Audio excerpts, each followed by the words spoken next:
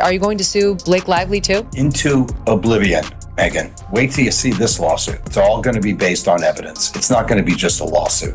It's going to be the kind of lawsuit that is full of evidence, admissions, documents, which prove exactly what she did. Because actually, Blake Lively's publicist, Leslie Sloan, was planting stories negative to Justin. And all Justin wanted to do, and it's all through the text messages. If the New York Times apparently reviewed 1,000 or more pages of text messages, they would have seen it. Justin never wanted to hurt her, never wanted to be negative to her. He wanted to protect the film, he wanted to protect himself, and he wanted to protect her from making negative allegations about him that were made up and that are proven in this case. That are proven in this case that Blake Lively found herself utterly caught off guard on live television when Bryan Freedman unleashed a comment that not only surprised but practically left her in a state of stunned silence. It wasn't the kind of moment where her trademark grace and wit could instantly diffuse the situation. Instead, the unexpected remark transformed the air into something resembling a surreal pause in an otherwise ordinary day. With the New York Times, her publicist worked directly with the New York Times. They shared illegally obtained text messages. They shared those together. They concocted a complaint that they filed with the Civil Rights Division. They omitted texts that would have provided context, texts that were in the exact same string that would have provided context of what was really going on. And in fact, they actually removed emojis from text that show that there was satire and there was joking around by the PR crisis agents. I mean, the PR crisis agent. Observers noted that her usual sparkle seemed to falter, replaced by a look that mingled disbelief with a trace of ironic amusement. In a realm where every quip is scrutinized and every reaction dissected, this fleeting silence said more than any rehearsed comeback might have. As the cameras rolled and the live audience absorbed every second, it became clear that even the polished Blake Lively wasn't immune to the unpredictable twists of on-air banter. Who knew that one comment could leave a Hollywood icon momentarily, if only ever so dramatically, speechless? Okay, so this is an excerpt from my new favorite book, which is the website that Justin Baldoni published all about his correspondence with Blake Lively. And this is one of my favorite excerpts with my new favorite Game of Thrones character, Blake Lively. Are you ready for it? And him serving it back to her is just as important. You don't usually see both the man and the woman with such agency and humor. Anyway, I can act it out for you next week to make sure it comes through. Or I can send it now. Let me know what you prefer. XX. To which Justin Baldoni responded, "Sorry, I was just crying my eyes out as kids and family just left for another 5 weeks and it was a shit show. Heart emoji, heart emoji, heart emoji." On what was meant to be a routine live broadcast, the stage was set for the unexpected Bryan Freedman, known for his offhand remarks and a penchant for stirring the pot. He decided that this particular evening was his moment to shine with a comment that was as audacious as it was unfiltered in a scene that could only be described as a collision of spontaneity and celebrity. Bryan leaned into the microphone with a grin that suggested he was about to drop a truth bomb. His words sliced through the ambient chatter of the studio like a hot knife through butter, leaving no time for pretension. With his signature nonchalance, CE, he remarked on a topic that hit a little too close to home for Blake, a topic that many had whispered about behind closed doors but had never been so boldly thrust into the glaring spotlight of live television. Bryan Freedman, Justin Baldoni's attorney, has just shot back at Blake Lively's motion to dismiss. Blake is abusing the legal system. 3 exclamation points. Bryan Freedman tells TMZ Miss Lively's recent motion to dismiss herself from the self-concocted disaster. The comment itself was an unexpected twist in a conversation that had until then maintained a veneer of polite banter. Bryan casually mentioned something that, on paper, might have sounded trivial, but his tone was so devilishly smug and delightfully irreverent that it turned it into a statement loaded with implications in that split second. As the words reverberated through the studio, the camera found Blake Lively. Her reaction was immediate and unmistakable, an expression that seemed to say, "Really?" You can't be serious." Her eyes widened just enough to betray the fact that she wasn't merely processing the information, she was actively battling the urge to retort with a biting comeback for a moment. The glitzy veneer of Hollywood was peeled back to reveal a raw and human response, one that even the most experienced celebrity could hardly anticipate. How she bullied her way through the process to take over the movie and used her PR people to try and destroy Justin. There's a number of different defendants here. Stephanie Jones will be all over this complaint.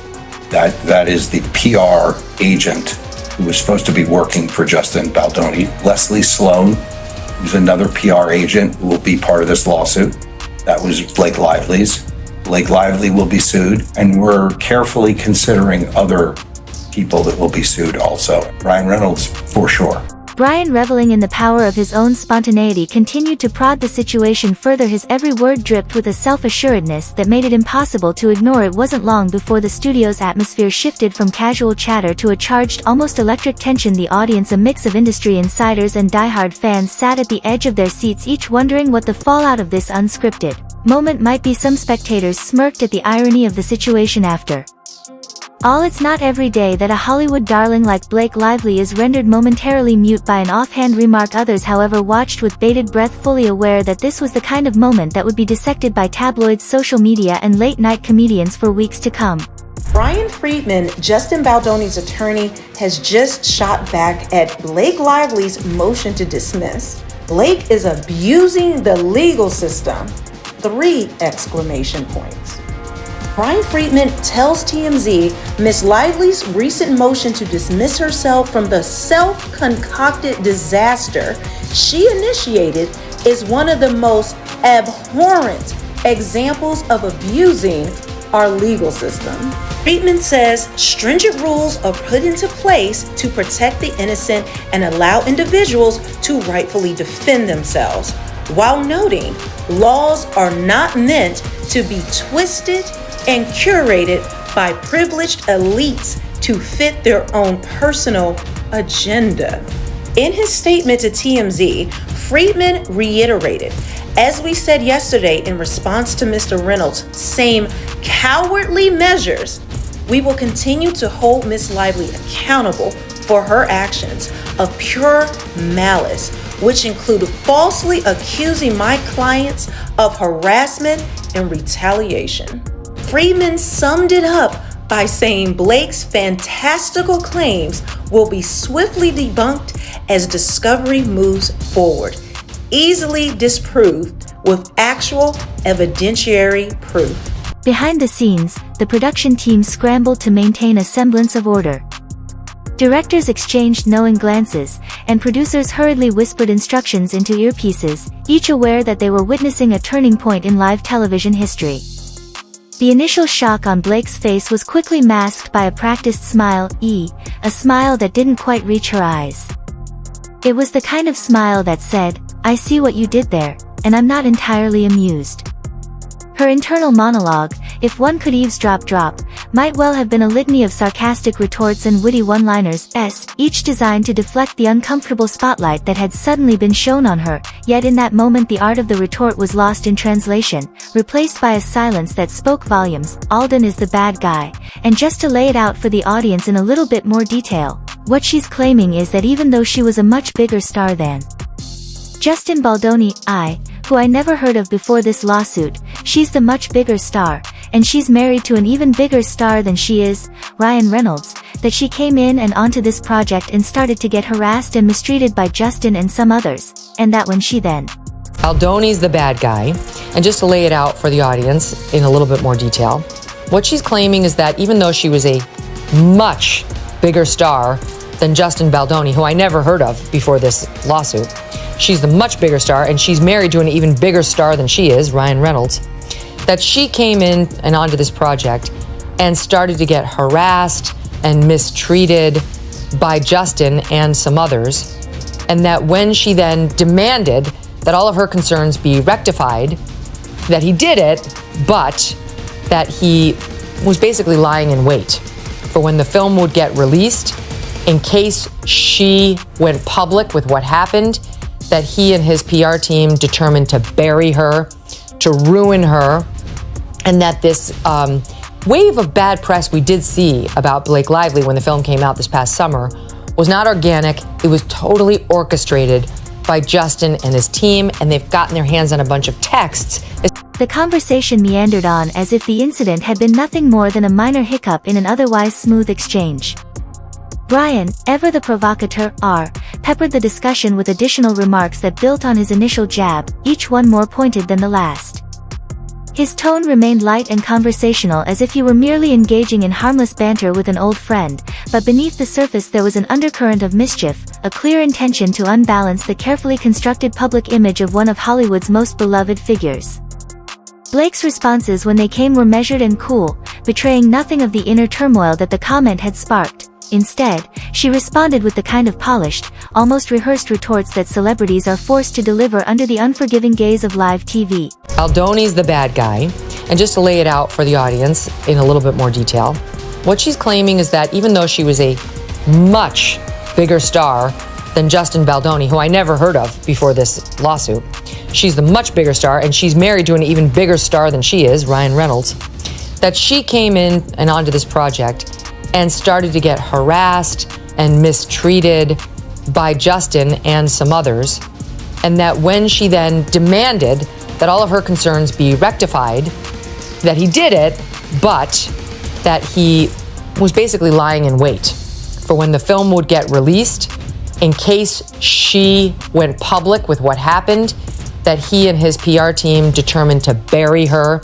to ruin her, and that this wave of bad press we did see about Blake Lively when the film came out this past summer was not organic. It was totally orchestrated by Justin and his team, and they've gotten their hands on a bunch of texts. As the segment wore on, the narrative took on a life of its own. Observers noted that every time Bryan's words echoed through the studio, there was a subtle shift in the energy, a collective intake of breath, a pause in laughter, a moment of collective realization that they were witnessing something truly unique. It wasn't just the content of the remark that had everyone talking, it was the way it was delivered in a medium where every word is scrutinized and every expression magnified. Even the slightest misstep can become a moment of historical significance, and on this day that misstep was none other than Bryan Freedman's brazen comment that left Blake momentarily disarmed. Blake Lively writes, "I can send you my pass at the roof, or just read with you when we get together next week. Let me know what you prefer, smiley face. If you knew me in person longer, you'd have a sense of just how flirty and yummy the ball busting would play. It's my love language, spicy and playfully bold, never with teeth." Despite the undercurrent of tension, the show pressed on with its meticulously planned segments. The host, ever the consumer professional, did his best to steer the conversation away from the incident, injecting humor and lighthearted commentary in an attempt to restore balance, yet the damage was done. The studio audience, now buzzing with whispers and speculative glances, was acutely aware of the unspoken drama that had just unfolded. Social media erupted in real time, with fans and critics alike offering their own sardonic interpretations of the incident. Tweets and posts flooded in, each one dissecting the event with a mixture of amusement, outrage, and incredulity. Memesemes were born within minutes, immortalizing the moment when a single comment turned an ordinary broadcast into a spectacle of unintentional he treated me well and brilliance. did nothing wrong, and I allowed him to sit in a basement with his family because I was starstruck by Hugh Jackman. Yeah, that Blake Lively was the aggressor in this now epic showdown. Was it right after was it when Baldoni dropped the countersuit? Was it when Bryan Freedman put up the website with the 170 pages and all the text? Or was it right away when the Times wrote? Right away, I've always had an intuition about her, and I've always had an intuition about Taylor Swift and like the branding of the nice girl stuff. And something just didn't. I went through Justin Baldoni's Instagram, and he just seemed like a puppy. And I read it just didn't add up to me that this guy was secretly just dying to talk about pornography all the time and talk about his porn addiction and wanted her to look at pornography. I'm going, this is not the Instagram feed I'm looking through. And I went back years. In the days that followed, the incident became fodder for endless commentary talk shows. Podcasts and online forums all took a keen interest in the interplay between Bryan's brazen words and Blake's unexpected silence. Analysts debated whether the comment was a calculated move or merely an offhand slip of the tongue, a spontaneous moment of candor in an industry where every word is carefully curated. Some argued that Bryan's remark was a deliberate provocation, a way to disrupt the polished veneer of celebrity culture and expose the vulnerabilities lurking beneath others. Maintained that it was simply a case of miscommunication blown out of proportion by an audience eager for scandal regardless of the interpretation. One thing was clear, the moment had left an indelible mark on the landscape of live television. So it was monstrous what she did, and she's got to pay for it. As the weeks passed, industry insiders speculated on the potential repercussions. Some insiders claimed that the incident might force publicists to rethink how they coach their clients for live interviews, emphasizing the need for rapid-fire comebacks and unflappable poise. Others mused that it could spark a new wave of on-air spontaneity, with hosts and guests alike feeling emboldened to stray from the script. Meanwhile, late-night hosts revealed in the material weaving the incident into monologues. With a delicious blend of sarcasm and Schadenfreude, it seemed that every mention of the event only added to its mystique, transforming what could have been a forgotten moment into a cultural touchstone for those who appreciate the delicious irony of live television mishaps. I think Ryan Reynolds has a few secrets in the closet too that they don't want people to be taking a look at, and it's going to destroy these people. That's why they wanted this attorney's eyes only privilege. And basically we can say anything, the public can't see it, just the attorneys. It was kind of a radical thing to want, and they were arguing that, careers could be ruined. Well, what could be ruined? You might be a little embarrassed, but to ruin a career, there has to be some level of fraud in terms of how you're presenting yourself to the public and who you are in private. And so that kind of a desperate sort of a pleading, which was to do something that was abnormal and file for this attorney eyes only, which they didn't give them. He kind of half-weighed it and said, according to medical records, which is self-explanatory. But that lets me know that they're scared, and they're not going to admit that until they lose the dismissals. And then I think they're going to want to settle. The episode became a case study in the delicate balance between candor and decorum. Bryan Freedman's comment, delivered with a smirk and a wink, managed to disrupt not only the flow of the conversation but also the carefully constructed image of one of Hollywood's brightest stars. And while Blake Lively's silence might have been fleeting, its impact was anything but. For those who witnessed it, the moment encapsulated the inherent unpredictability of live television, a reminder that beneath every polished facade lies the potential for unscripted brilliance, or at the very least a healthy dose of unexpected irony. There was no grand resolution that evening, just a series of glances, muted chuckles, and the undeniable understanding that sometimes the best moments on live TV are the ones that no one saw coming. In retrospect, the incident has come to be celebrated as much for its humor as for its audacity.